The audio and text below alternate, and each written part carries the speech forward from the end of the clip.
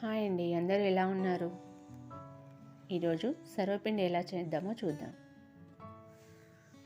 దానికి కావాల్సిన పదార్థాలు: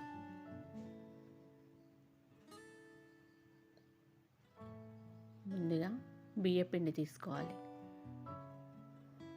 అందులో ఉప్పు,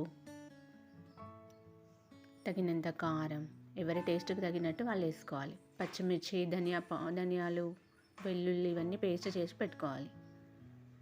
అది కూడా మిక్స్ చేయాలి. తర్వాత 2 ఉల్లిపాయలు కట్ చేసి సన్నగా వేసుకోవాలి.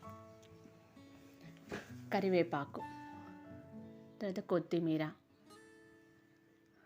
పల్లీలు ఇవన్నీ వేసి గిన్నెకి ఒత్తుకోవాలి. సర్వపిండిలో ఒత్తుకొని కాల్చుకుంటే మనందరికీ ఫేవరెట్ అయిన సర్వపిండి రెడీ.